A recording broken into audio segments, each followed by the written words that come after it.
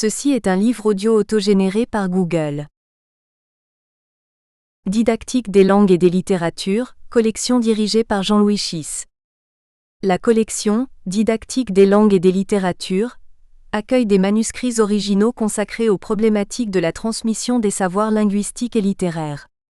Si l'enseignement et l'apprentissage des langues et des littératures est au premier plan, d'abord dans l'ère francophone mais aussi au-delà, la collection est ouverte à tous les questionnements sur les relations entre théorie, pratique et contexte. Déjà paru. Magali Brunel et Sébastien Hébert dire « Lire les œuvres littéraires au collège, 2022 ». Fatima Chnanedavin et Catherine Mendonça Dias dire « La francophonie au prisme de la didactique du français ». Mise en dialogue avec les travaux de Jean-Pierre Cook, 2021. Introduction. Louis Porcher publiait en 1987 un ouvrage de référence dans le monde de l'enseignement du français langue étrangère, intitulé « Enseigner, diffuser le français, une profession ». Il y décrivait d'une part, le travail de diffusion de la langue française comme un métier qu'il fallait exercer comme un professionnel, tout en constatant qu'en la matière, le roi était nu, et ce, malgré la création de formations dédiées au français langue étrangère dans nos universités, qui vont contribuer à former des cohortes d'étudiants à ces métiers dès le début des années 80.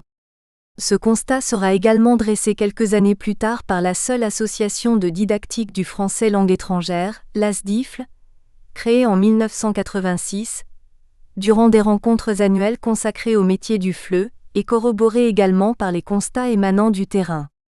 Si cette analyse mérite d'être nuancée, au regard de compétences nouvelles désormais attendues de la part des acteurs de ce domaine professionnel, ou des évolutions politiques, technologiques et sociétales récentes, il n'empêche que cette entreprise de professionnalisation est restée impactée par des questions de rivalité disciplinaire.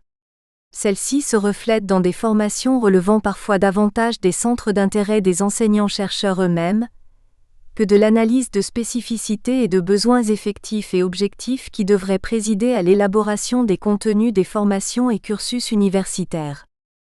Dans cet ouvrage, Louis Porcher déclinait également de manière concrète ce qui était attendu d'un attaché linguistique, fonction comparable aujourd'hui à celle d'attaché de coopération pour le français, ACPF, même si la dimension coopérative sur laquelle nous reviendrons engendre une modification non négligeable de ses missions.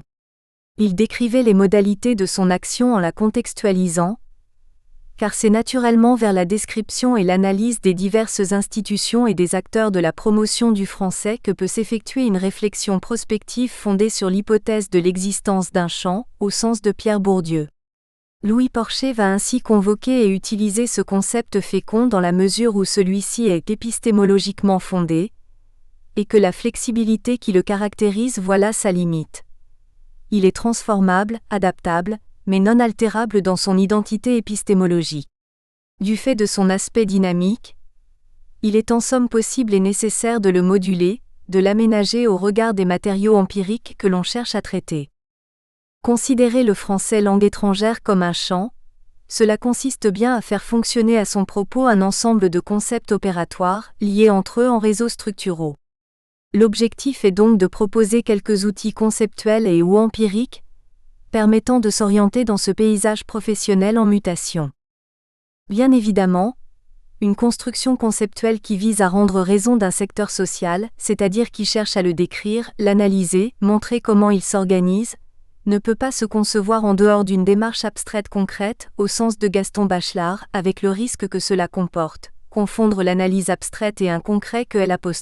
On croit pouvoir identifier et qui se confond avec ce dont il est censé rendre compte, ou au contraire, aller vers une abstraction excessive qui fait perdre le sens des réalités pratiques, concrètes. Le choix qui consiste à décrire aujourd'hui ce champ en s'appuyant sur certains outils opératoires, sociologiques notamment, est pleinement justifié au regard de son évolution durant les 2 décennies écoulées. Les nombreuses mutations dans les dispositifs et les pratiques, induites par les crises que nos sociétés ont traversées, colorent aujourd'hui le paysage de l'enseignement-apprentissage du français marqué par un développement croissant des outils et ou supports numériques impactant la formation des enseignants.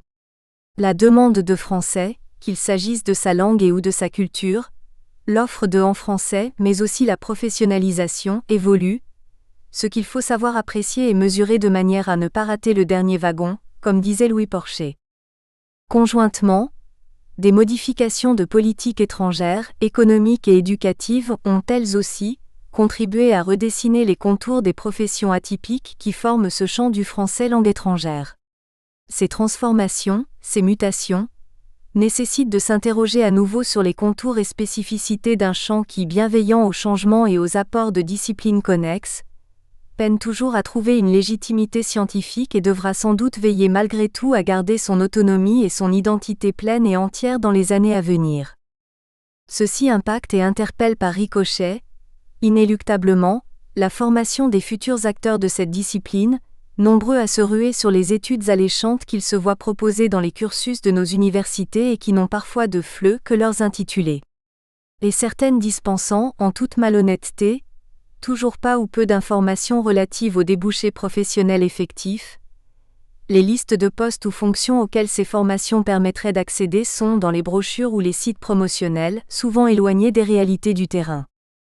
Dans un monde où les frontières entre micro et macro, présentiel et distanciel, patrimonialisation et globalisation se redéfinissent et s'appréhendent au regard de contextes politiques, économiques et sanitaires nouveaux, il convient plus que jamais de pouvoir se doter d'outils de contextualisation opérants pour être en mesure de porter un regard distancié sur ce domaine d'activité et sur les pratiques professionnelles qui y ont cours. La description de ce champ, appuyée sur la détermination des limitations d'une didactique qui lui est propre, nécessite nécessairement un cadre d'ensemble actualisé, qui demande à être conceptualisé comme un système interprétatif, comme le suggérait en son temps Daniel Coste. L'objectif consiste à construire, établir une description-construction, qui doit pouvoir se poser comme instrument d'objectivation, pour lequel il semble également utile de montrer et repérer les options prises ou en train de se prendre, dans ce domaine, les stratégies collectives et individuelles qui s'y sont développées ou peuvent s'y développer. Un travail au niveau à la fois micro et macro permet de mieux saisir et appréhender, avec des perspectives diverses et complémentaires, les caractéristiques de ceux qui, individus, organismes, instances, etc., participent au champ, jouent son jeu, et contribuent ainsi à donner à l'enseignement du français langue étrangère un statut un peu particulier à l'intérieur de l'ensemble des didactiques des langues.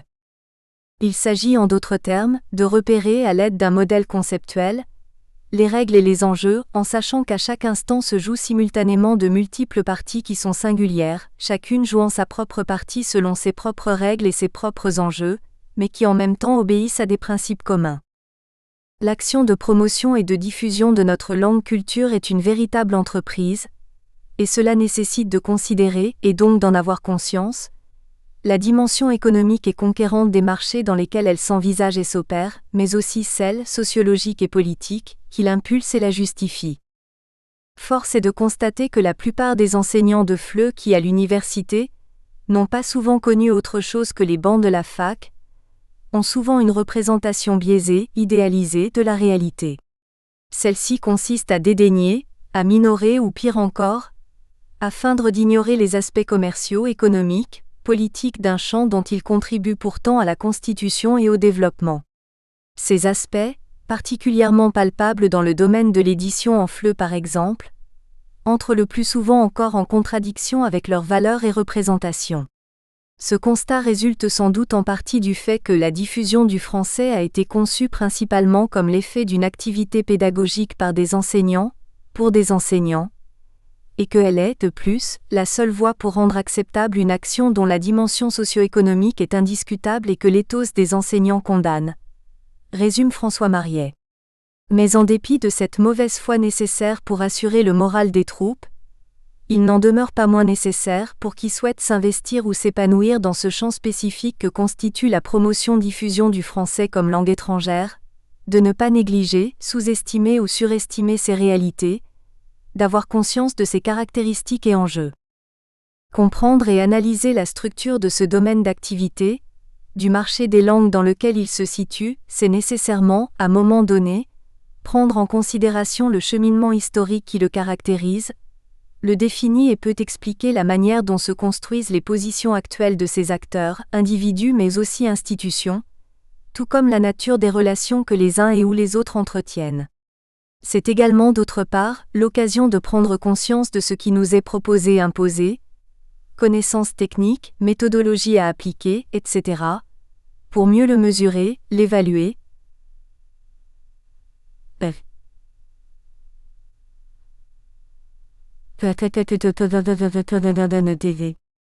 C'est en nous appuyant sur les dimensions économiques, politiques et sociologiques que nous proposons d'analyser et d'expliciter ce domaine professionnel d'expertise, d'autant plus que celui-ci reste particulièrement sensible aux décisions et options, historiques, économiques et politiques, qui affectent particulièrement les perspectives de diffusion de notre langue culture.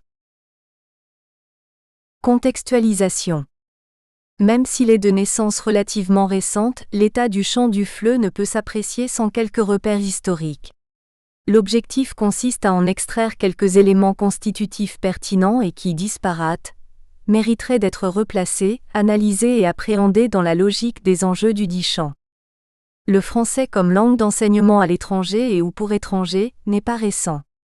Il faudrait étudier par exemple, pour en mesurer l'ampleur, les nombreux ouvrages destinés à l'apprentissage du français, que l'on retrouve dès le milieu du XIVe siècle pour des commerçants dans des zones frontalières par exemple, l'impact des déplacements et des migrations, choisies ou plus souvent contraintes et subies. Ces transferts de population ont permis que S' installe, en des lieux linguistiquement étrangers, un terreau de tradition francophile parfois source de francophonie, ou générant du moins des dispositions favorables à l'apprentissage du français. Contrairement à la situation propre aux pays colonisés, où le français est enseigné comme s'il était langue maternelle, et jusqu'au début du XXe siècle, l'apprentissage de notre langue résulte davantage de l'appropriation d'une culture. Il s'agit pour certains, de celle de la grande littérature et pour d'autres, de celle d'une histoire, emplie d'un univers mythologique aux accents citoyens, révolutionnaires ou encore universalistes. Quoi qu'il en soit, son apprentissage est resté très longtemps le fait d'élite, la marque de distinction nécessaire à une appartenance sociale et culturelle dominante. Ce qui est plus original, c'est l'existence de son enseignement, de sa diffusion ou promotion, sous une forme réfléchie et systématique. La création de l'Alliance française en 1883, ou encore celle de la Mission laïque en 1902, dont l'objet, précisément à travers ses missions, consiste à contrecarrer le quasi-monopole d'une Église qui dispense jusqu'alors l'essentiel des enseignements français depuis des siècles, en marque un point de repère historique acceptable. Avec la création du service des écoles et des œuvres françaises à l'étranger au sein des Affaires étrangères en 1909, la France va peu à peu se doter d'un instrument officiel pionnier qui institutionnalise la position politique du ministère en matière de diffusion et promotion culturelle. À titre comparatif, il faudra attendre 1932 pour la création du Goethe-Institut, 127 établissements publics dotés de l'autonomie financière et actuellement répartis sur 76 pays, ou 1934 pour celle du British Council. Aujourd'hui 228 représentations dans 109 pays avec la diffusion et la coopération linguistique pour vocation première. La décolonisation, l'instauration d'un nouvel ordre mondial, provoqué par la guerre, mais aussi la révolution des transports et celle des communications, médias, vont bouleverser la donne en matière d'enseignement-apprentissage des langues étrangères, donc du français. Bien qu'un bureau préposé à la question de la diffusion et de l'enseignement du français à l'étranger fut créé au début des années 30, son action, irrégulière et ponctuelle, n'avait pas l'ampleur du réseau voulu et inspiré par le général de Gaulle, pleinement conscient que la langue et la culture constituaient des biens identitaires. Parallèlement à l'action de l'Alliance principalement, et bien que le sigle FLE n'existe pas encore, la mise en place d'un véritable réseau de diffusion de notre langue et de notre culture dans le monde, géré notamment par la Direction générale des relations culturelles, 1945, va petit à petit s'organiser. Les années 60 marquent un autre tournant majeur dans la constitution de ce qu'il faut bien alors considérer, à partir de la fin de la Seconde Guerre mondiale, comme un champ, concept organisateur bourdieusien méticuleusement et remarquablement explicité par Louis Porcher en 1987. C'est en effet à compter de cette date qu'un certain nombre de pratiques identifiables, objectivement orchestrées, impliquent des agents, individus, organismes, institutions, qui poursuivent un intérêt commun, la diffusion du français comme langue étrangère, avec ses propres enjeux, définis en termes de rémunération, de distinction, d'objets symboliques ou non. Ces acteurs occupent dans cet espace des positions tantôt dominées, tantôt dominantes, en fonction de leurs moyens, les capitaux hérités et ceux qu'ils ont acquis, des atouts, des cartes, qui sont les leurs, des bénéfices qu'ils espèrent et peuvent en tirer à un moment donné. C'est dans ce contexte que le Centre de recherche et d'études pour la diffusion du français, CREDIF, rattaché à l'INS de Saint-Cloud, ou le Bureau d'études pour la langue et la civilisation française à l'étranger, BELC, vont occuper le devant de la scène FLE. Organismes aux objectifs relativement idoines, ils entretiendront des relations spécifiques, sous une forme parfois concurrente mais génératrice d'une véritable émulation. Les chercheurs du CREDIF, par exemple, élaboreront du matériel nouveau, pédagogiquement révolutionnaire, au regard d'attentes et de besoins résolument modernes, et les stages dispensés pour les futurs attachés linguistiques bouillonnent particulièrement d'inventivité. C'est dans des ateliers créatifs du BELC que naîtront, dans les années 80-90, les simulations globales. Chacun à sa manière, déterminé par les positions institutionnelles dominantes occupées, va rapidement s'imposer comme instance de légitimation de ce champ, au point que bon nombre des agents ou acteurs actuels du domaine sont tous, qu'ils le veuillent ou non, produits de ces institutions. La naissance d'une revue consacrée exclusivement à l'enseignement du FLE à destination de ses enseignants à travers le monde, Le français dans le monde, 1961, marquera une étape tout aussi importante dans le processus de légitimation en œuvre pour notre discipline. Les instances éditoriales elles aussi, s'emparant d'un secteur en pleine expansion, vont contribuer à sa pleine constitution. Mais point de légitimation sans reconnaissance universitaire. Il faudra donc attendre le début des années 80 pour que, sous la houlette de Louis Porcher, une commission de spécialistes propose la maquette de diplômes nationaux spécifiques à la formation d'enseignants de FLE, et qu'une seconde commission débouche sur la mise en place, rentrée 1985, de certifications en français pour étrangers, nécessaires dans le contexte de compétition auquel se livrent les langues, les diplômes élémentaires et approfondis de langue française, DELF et DALF. Repères historiques. L'enseignement-apprentissage du français comme langue étrangère ne date pas d'hier, ainsi que le confirment de nombreux travaux, notamment ceux de la CIFL, Société internationale pour l'histoire du français langue étrangère ou seconde, mais la manière dont ce secteur d'activité était constitué, organisé, mobilisé demeure relativement nouvelle, que ce soit après la Seconde Guerre mondiale ou plus récemment, au début des années 80, quand ont été créées les filières universitaires de formation en français langue étrangère, 1983, ou encore les certifications françaises pour étrangers, DELF-DALF 1983-1985. Métaphoriquement, le moteur de la diffusion de notre langue a fonctionné grâce à plusieurs cylindres qui, en fonction du temps, n'ont pas évolué au même régime. C'est d'abord autour de la littérature des grands auteurs que son enseignement traditionnel s'est articulé, et la littérature a sans doute constitué le plus grand dénominateur commun des fréquentations d'apprentissage S, qui s'analyserait vraisemblablement comme enjeu de légitimité S, culturelle S. À travers le français et sa littérature, l'essence qui a alimenté le moteur de cette diffusion a ainsi été longtemps celui de la distinction, chère à Pierre Bourdieu, car quelles que soient les motivations, il était alors davantage question de maîtriser un français écrit, celui des grands auteurs, dont l'acquisition vient précisément réorganiser le capital culturel nécessaire à ceux qui veulent faire partie des dominants, ou en font déjà effectivement partie. Langue unique de la diplomatie, jusqu'en 1919, année de la signature du traité de Versailles, le français, dont l'enseignement comme langue étrangère va s'organiser dès le XVIe siècle avec notamment la publication de dictionnaires ou d'outils de formation, est également la langue d'une appartenance distinguée au siècle précédent, et il aura recruté tout d'abord dans des classes sociales favorisées. Culture, cultivée, et diplomatie, ce couple ne fonctionnerait pas aussi finement si n'était convoquée l'image de la Révolution, et celle des droits de l'homme qui y est associée.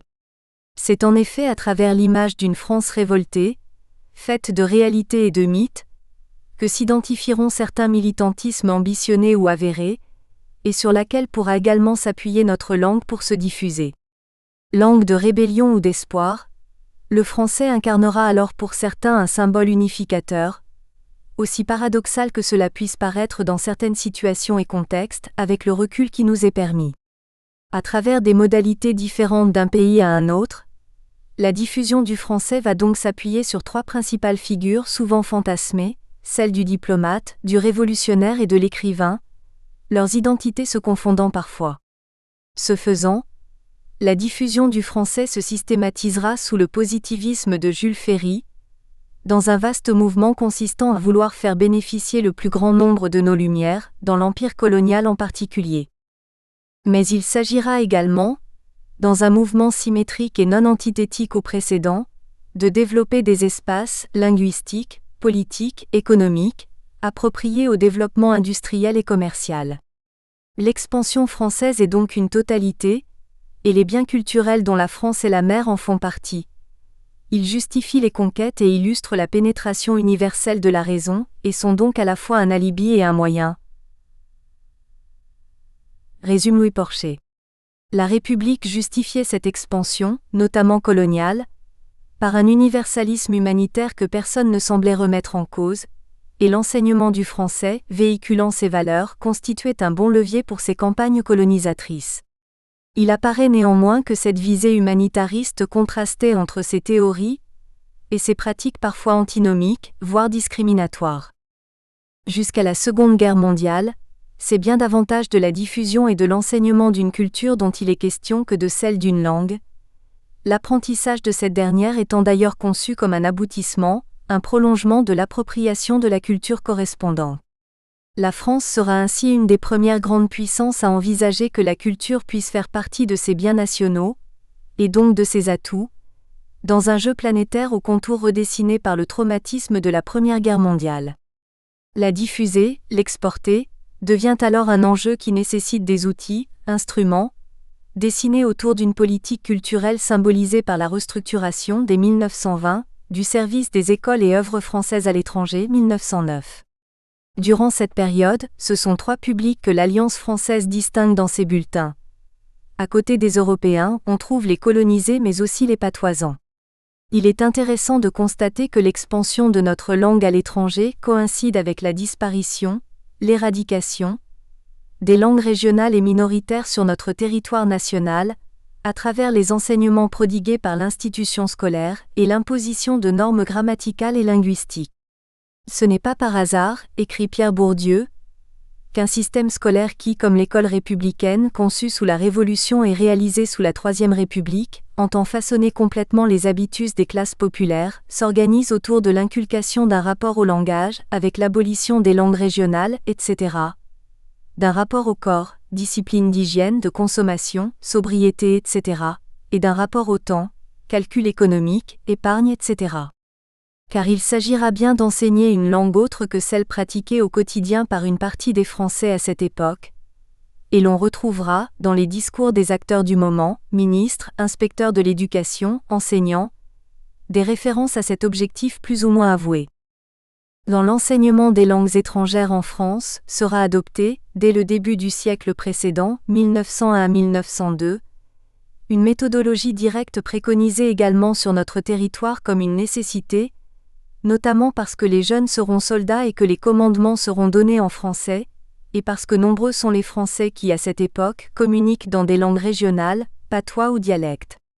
Cette méthodologie sera préconisée pour ce qui relève de l'enseignement du français à l'étranger, dans les mêmes principes pour l'enseignement du français sur le territoire national. S'appuyant sur l'émergence de besoins nouveaux et l'apparition d'un objectif pratique, utilitariste diront certains aujourd'hui, la maîtrise effective du français va s'accompagner d'un souci de communication à des fins pratiques.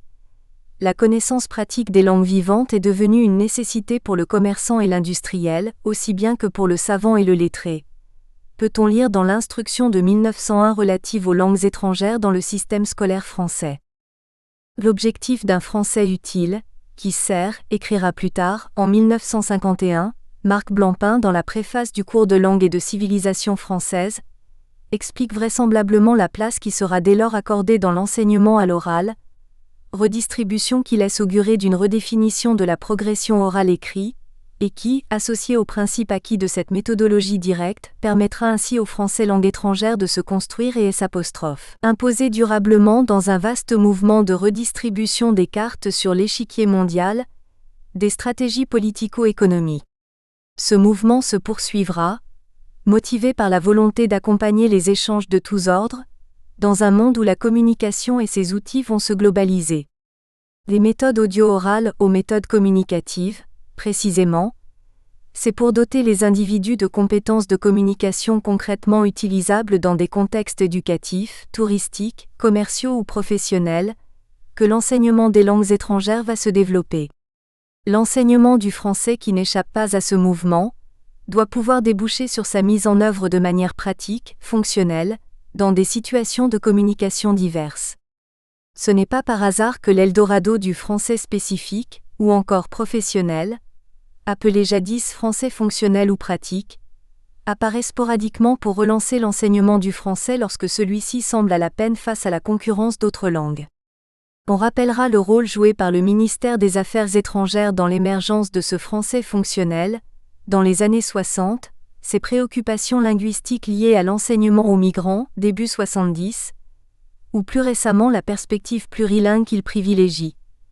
Options qui ne sont pas toutes dénuées de dimensions idéologiques et politiques. Ce bref rappel historique, qui mériterait bien davantage, car on s'aperçoit de plus en plus que le progrès dans l'enseignement des langues, comme dans toute autre matière didactique, dépend en partie de notre savoir et de nos expériences historiques, permet néanmoins de faire apparaître les conditions qui expliquent et rendent compréhensible l'évolution de l'enseignement-apprentissage du français comme langue étrangère au début du siècle précédent, et tout particulièrement la manière dont celui-ci va peu à peu se structurer, s'organiser. Francisation et colonisation vont ainsi permettre qu'émerge une configuration favorable, capable de créer la progression nécessaire à ce qui peut rétrospectivement être compris comme le véritable commencement de la didactique du français en tant que langue étrangère, selon l'analyse de Valérie Spaet. Analyser la structure du domaine d'activité que constitue l'enseignement et la diffusion de notre langue, et de notre culture, c'est donc nécessairement prendre en considération le cheminement historique qui le caractérise, le définit et peut expliquer également la manière dont se sont construites, par exemple, les positions actuelles de ces acteurs, individus mais aussi institutions, tout comme la nature des relations que les uns et ou les autres entretiennent. C'est également une occasion pour l'enseignant de prendre conscience de ce qui lui est proposé, connaissances techniques, etc., pour mieux le mesurer, l'évaluer, bref, pour prendre ses distances, évoluer et prendre conscience de sa marge d'autonomie tant tout ceci évolue au fil du temps. Pour tenter de dresser un panorama de la situation, définir les acteurs et institutions qui concourent à la constitution de ce domaine d'activités professionnelles diverses et se sont organisés relativement récemment, il nous faut nous appuyer sur un système ou modèle organisateur à travers lequel appréhender ces diverses caractéristiques, et pouvoir aussi mieux les comprendre. Tableau chronologique. Politique linguistique. Les confusions conceptuelles au sujet des politiques linguistiques sont littéralement confondantes. Tout le monde en parle, d'une part à cause de la mode chez les universitaires, d'autre part pour tenter de répondre aux besoins objectifs qui surgissent de partout s'agissant des langues dans le pays, écrivait à juste titre Louis Porcher. Cours, formation et spécialistes universitaires des politiques linguistiques ont ainsi récemment vu le jour, et il conviendrait là aussi de pouvoir trier le bon grain de livret. L'adjectif qui caractérise ce concept, trop restrictif, est mal approprié pour définir les réalités qui l'englobent. On le sait bien, d'ailleurs, la langue est indissociable de la culture qu'elle véhicule et dont les apprenants sont particulièrement demandeurs, et le champ d'application, comme les caractéristiques et les rôles des acteurs impliqués, dépasse le cadre stricto sensu et le cercle des linguistes. La politique linguistique est un sujet sensible au regard de la concurrence que se font les langues étrangères, et leur culture, dans le monde moderne. Face à la diversité des langues, le réflexe historique, consistant à les hiérarchiser est probablement inévitable. Ma langue est plus riche, plus expressive ou plus belle que telle ou telle autre. Les Grecs reléguant en leur temps au rang de barbares celle qui n'était pas la leur. Le premier acte politique de cette idéologie revient, selon Louis-Jean Calvet, à Du Bellay, dans la publication de la Défense et illustration de la langue française 1549, considéré comme le manifeste du groupe de poètes dit de la Pléiade, qui sera édité 10 ans après l'ordonnance de Villers-Cotterêts et dans lequel l'auteur défend la langue française en attaquant les autres langues parlées en Europe et en France. Louis-Jean Calvet considère l'ouvrage comme un art poétique, mais qui s'inscrit aussi dans un courant idéologique de guerre linguistique, axé à la fois vers l'intérieur, imposer le français en France comme langue d'État, et vers l'extérieur, démontrer la supériorité du français face aux autres langues d'État. C'est parce que l'homme accepte mal la différence, selon les propos de l'auteur, que ses rapports aux autres langues se sont organisés sur le mode du refus, de la péjoration, de la guerre.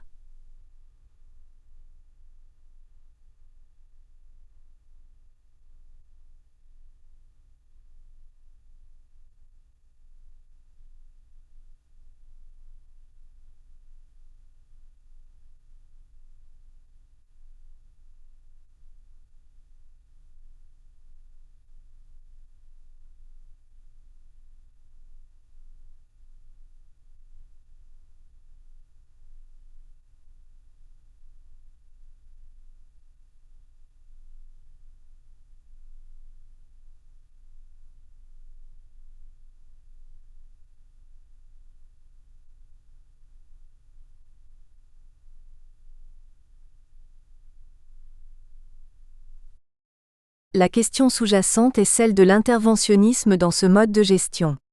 On assiste bien, entre le XVIIe et le XIXe siècle, à une forme d'intervention de l'État qui vise à défendre ici l'usage du français, à la fois sur les langues et sur la langue.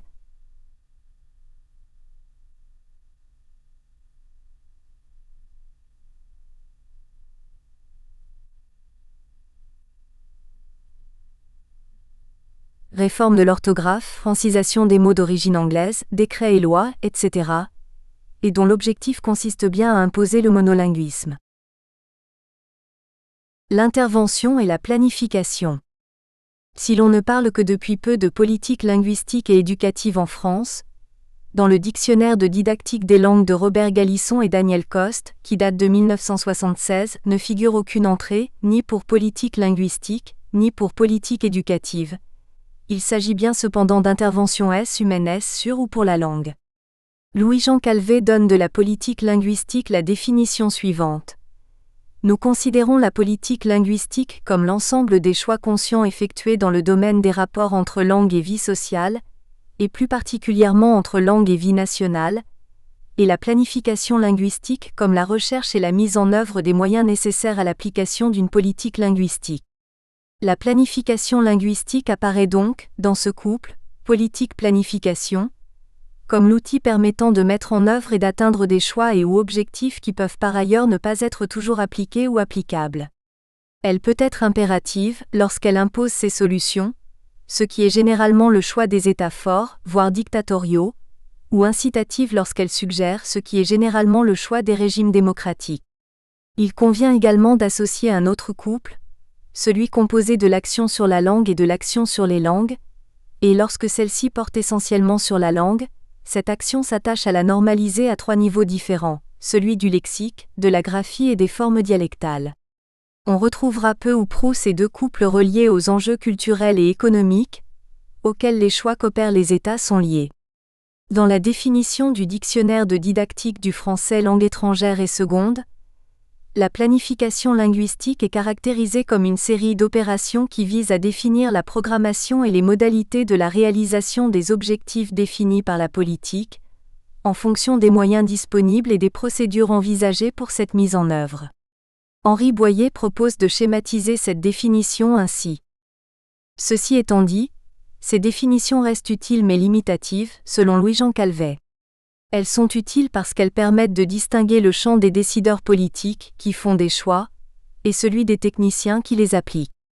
Mais elles sont limitatives parce qu'elles excluent d'autres interventions sur la langue ou sur les langues qui ne relèvent pas des institutions, mais plutôt d'individus ou de groupes. Il faut donc considérer un ensemble large d'interventions sur les situations langagières, dont les politiques linguistiques ne seraient qu'un cas particulier.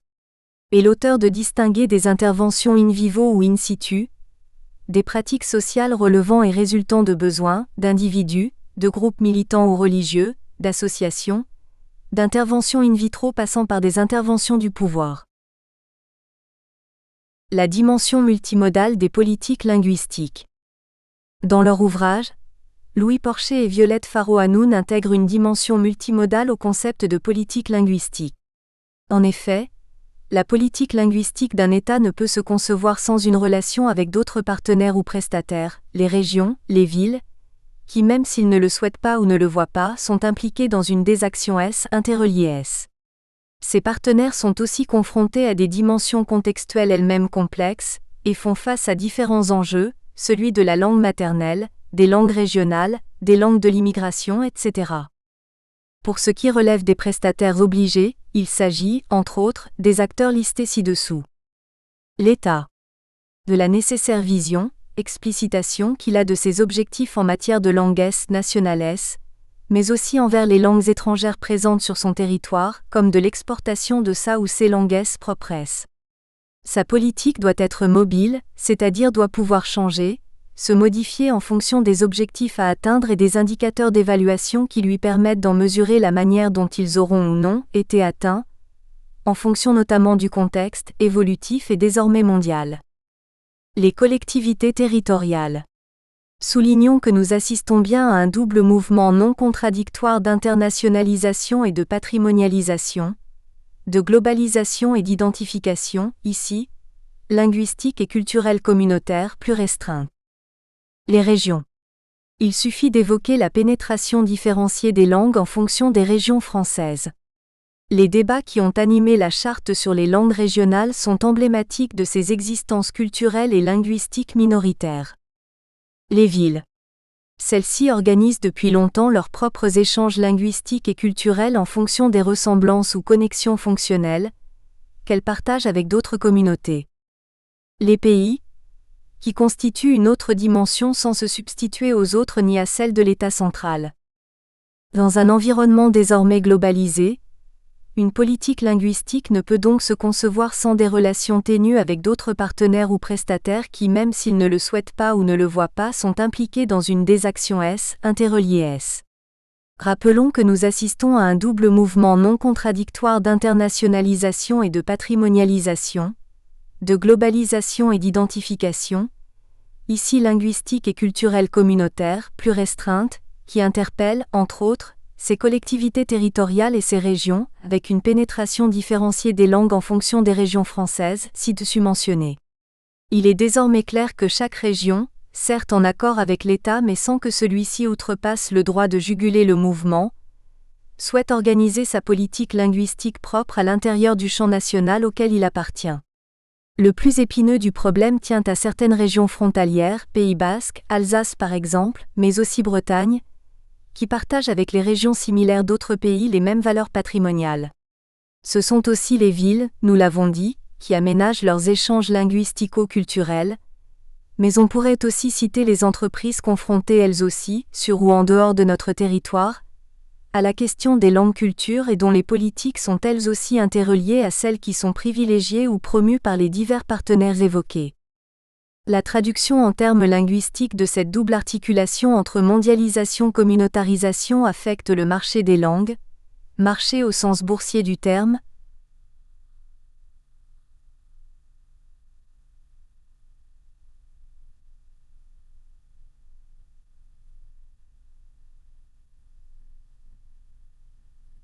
rappelle Louis-Jean Calvet, sur lequel les langues sont hiérarchisées, certaines au centre du système étant les plus demandées, d'autres à la périphérie lentement abandonnées.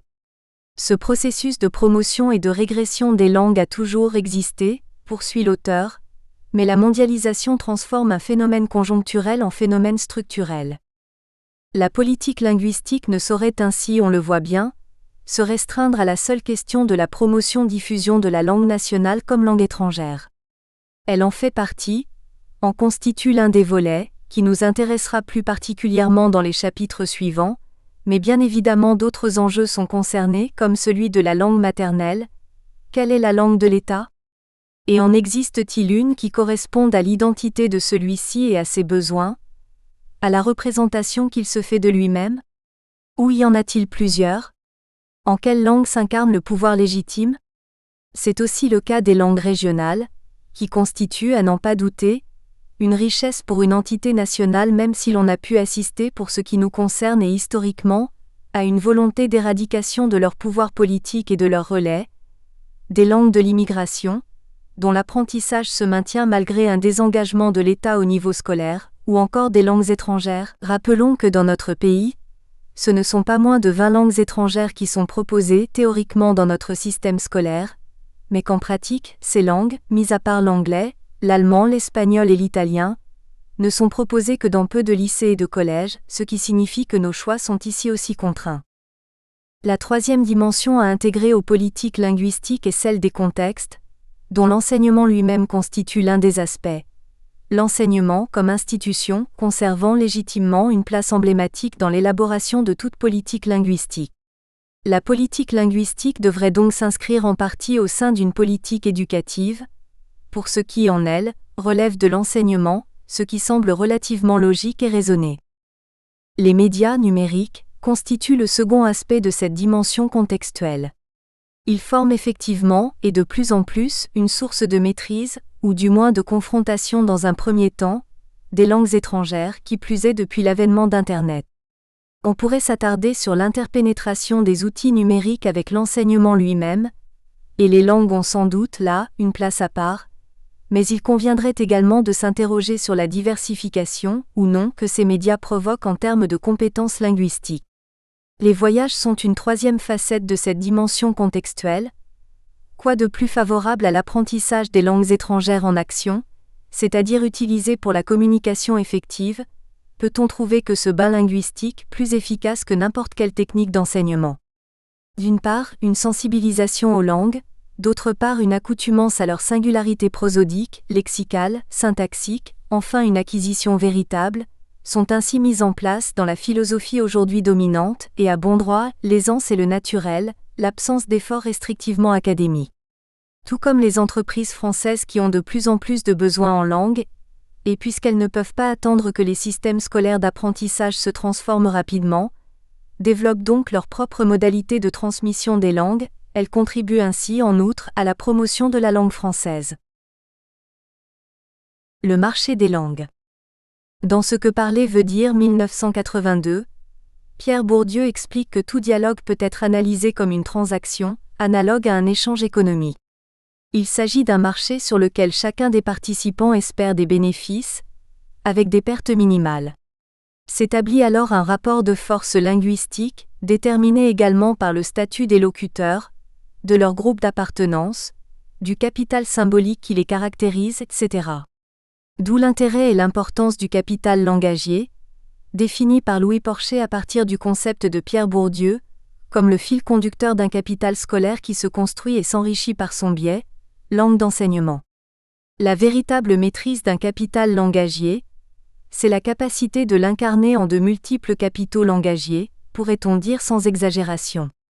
Une langue vivante est faite d'une série de possibilités, qui varient avec les milieux, les choix de communication, les désirs, les objectifs visés, bref selon un marché linguistique, pour employer encore des mots de Bourdieu. La cote des langues. Les langues ont des rôles, des statuts divers et comme les autres biens matériels, des valeurs différentes. Les langues étrangères sont des biens qui s'acquièrent, souvent moyennant paiement, et dont on espère pouvoir faire un usage marchand, c'est-à-dire en tirer dans l'avenir un bénéfice, professionnel ou non, et il en va de même pour notre langue. Son intérêt est directement lié à son potentiel en termes utilitaristes. Les langues incarnent de vraies valeurs sociales, dont les cours ne cessent d'augmenter. Ceux qui ont en charge leur enseignement ne peuvent feindre d'ignorer cette économie des échanges linguistiques. Nous pouvons considérer, écrit Louis-Jean Calvet, que dans le domaine de l'enseignement, il y a bien une offre, par exemple les diverses langues étrangères proposées dans l'enseignement secondaire, une demande, les langues les plus choisies, et à la fois un coût et une valeur. Le coût concerne la formation, celle des enseignants ou des apprenants, et la valeur est la plus-value que donne la connaissance de telle ou telle langue dans la vie professionnelle. En fonction des contextes, politiques, historiques, économiques et des langues en présence, il existe dans chaque pays et bien entendu sur la planète entière une vaste bourse des langues, au fil de laquelle chacune, à un moment donné, possède une certaine cote qui lui donne un prix. Il existe d'ailleurs peu de lieux en dehors des établissements d'enseignement public où leur apprentissage est gratuit. Certaines peuvent avoir une haute valeur d'échange et s'exporter amplement, d'autres, au contraire, ne pas franchir leurs propres frontières. Cette métaphore du marché aux langues a montré son efficacité en deux sens différents, explique Louis-Jean Calvet.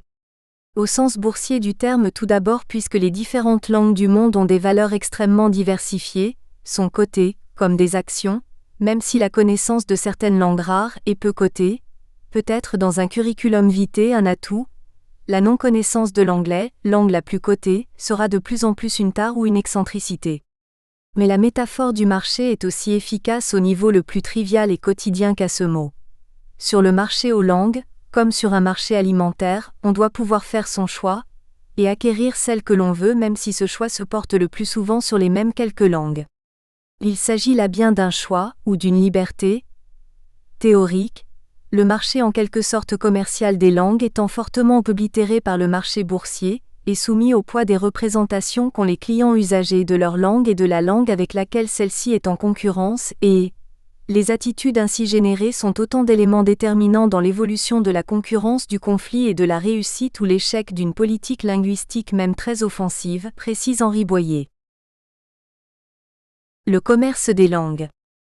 Objectivement, la diffusion du français est bien une industrie culturelle, même si la question du commerce des langues ne s'est pas posée en ces termes quand la diffusion du français fut pensée comme outil et moyen de renforcer la puissance de l'État. Il n'en demeure pas moins que les pratiques enseignantes ont souvent été vécues comme excluant ou interdisant l'avidité du gain. Tout se passant comme si l'aspect commercial était refusé, au profit d'une utilité culturelle première. La plupart des enseignants de FLE, mais aussi des étudiants dans les cursus universitaires qui lui sont dédiés, et de leurs enseignants à l'université qui n'ont pas souvent connu autre chose que la fac, ont le plus souvent une représentation idéalisée de la réalité qui consiste à dédaigner, dans l'action de promotion et de diffusion de la langue culture, la dimension économique et conquérante des marchés, ce qui leur permet peut-être ainsi de garder bonne conscience. Le français n'est jamais, pour eux, l'agresseur, et la culture française se défend toujours des attaques extérieures.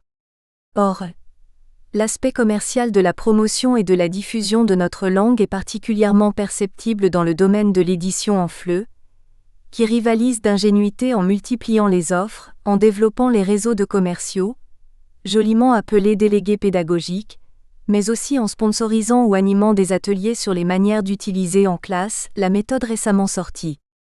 Cet aspect entre souvent en contradiction avec les valeurs innocentes des enseignants ou des futurs formateurs, dont les représentations surestiment parfois les réalités du marché ou les négligent. Car l'enseignement du FLE constitue bel et bien un marché dans lequel la concurrence à l'étranger est rude, comme elle l'est aussi en France où pas moins de 120 entreprises se disputent le marché des cours de langue, estimé à 100 000 apprenants chaque été. Les langues n'échappent pas à cette logique, règle, de marchandisation, ce qui n'est pas sans incidence sur les représentations, à chaque bout de la chaîne, des acteurs impliqués, comme en témoigne la généralisation de '. Un vocabulaire sans ambiguïté, client, marché, prestataire, offre et demande. Devenant de plus en plus nécessaire dans nos sociétés modernes, du fait de l'internationalisation et de l'explosion des échanges, l'avenir de leur enseignement est donc prometteur comme l'est celui du français. Encore faut-il, contrairement à ce qui se fait encore souvent aujourd'hui, donner envie d'apprendre notre langue avec des arguments qui peuvent convaincre et faire mouche, car on n'apprend presque jamais une langue pour des raisons linguistiques, c'est toujours soit par obligation, notamment pour les élèves scolarisés, soit parce qu'on veut faire quelque chose de la langue qu'on apprend. Ceci revient à démontrer son utilité, ses avantages, les bénéfices que l'on peut en espérer, etc., alors que les slogans et formules développés dans le cadre des actions promotionnelles annuelles, MEAE, OIF, ont tendance à ne mettre l'accent que sur des éléments de culture cultivée, ce qui renforce le plus grand nombre dans l'idée que l'apprentissage de notre langue relève de l'élitisme. Ceci ne veut pas dire pour autant que pouvoir lire de grands auteurs en français n'est pas pertinent. Ceci est d'ailleurs souvent un motif d'apprentissage de notre langue, mais seulement que d'autres objectifs, légitimes ou non, motivent aujourd'hui celles et ceux qui investissent du temps, de l'énergie et de l'argent dans l'apprentissage du français, notamment à l'étranger. Prôner un anti-utilitarisme en didactique des langues, en vilipendant la globalisation marchande qui s'exhibe à travers ses suppôts, cadre européen, Conseil de l'Europe, certification, etc., c'est sans doute ne pas vouloir tenir compte du marché, car quelle que soit l'époque, on n'a jamais appris le français sans intérêt aucun, c'est-à-dire pour ne rien en faire, lire des grands auteurs dans le texte, lire écrire de la poésie ou bien encore se distinguer, relevant de formes diverses d'intérêt. L'intérêt pour les langues étrangères, dont la maîtrise confère à ceux qui les parlent un véritable pouvoir symbolique, mais aussi un capital social incontestable, les parents favorisés qui investissent dans les séjours à l'étranger l'ont bien compris, est de plus en plus manifeste. Le français comme langue étrangère dispose d'atouts indéniables pour tirer son épingle de ce jeu concurrentiel. Le français comme langue étrangère. N'oublions pas que les commerçants qui exerçaient leur métier dans des zones frontalières auront été parmi les premiers apprenants de FLE, ceci dès le XIVe siècle, ce qui nous fait dire que, d'une certaine manière, le français sur objectif spécifique n'est pas une invention nouvelle. Cette période se prolongera ensuite par une phase de rayonnement du français dans et à travers sa littérature et sa diplomatie notamment, dans les milieux bourgeois essentiellement, ce qui permit à certains, Montesquieu, Voltaire, etc., d'évoquer l'universalité du français, à un moment où il n'était pas majoritaire en France. En 1794 en effet, le rapport rédigé par Henri Grégoire, intitulé Rapport sur la nécessité et les moyens d'anéantir les patois et d'universaliser l'usage de la langue française, présenté à la Convention nationale le 4 juin 1794, 16 prairial, en 2, fait le point sur l'utilisation du français en France. Il dénombre, sur 26 millions d'habitants, 46% qui ont une connaissance limitée ou nulle de la langue nationale, dont 6 millions de Français qui ignorent totalement la langue française, 6 autres millions qui sont incapables d'avoir une conversation soutenue en français et 3 millions seulement de personnes qui la parlent mais moins encore qui l'écrivent. 11,5% seulement s'expriment parfaitement en français. Au XVIIIe siècle, la langue nationale va se répandre sur une large zone dans la moitié nord du pays et elle sera pratiquée majoritairement dans les villes, sauf en Alsace-Lorraine et en Corse où, à côté du dialecte local, l'allemand et l'italien tiennent lieu de langue de culture et où le français est inconnu. Mais jusqu'à la Révolution et même au-delà, une partie non négligeable des populations urbaines, notamment les femmes, préfèrent encore le patois local à la langue nationale. L'abbé Grégoire écrit dans ce rapport : « On peut uniformiser le langage d'une grande nation.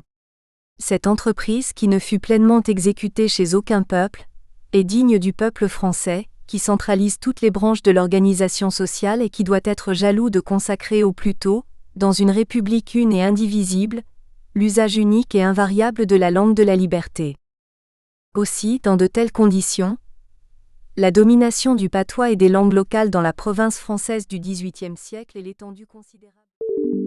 Nous espérons que vous avez apprécié cet aperçu. Pour continuer à écouter ce livre audio sur Google Play Livres, utilisez le lien dans la description de la vidéo.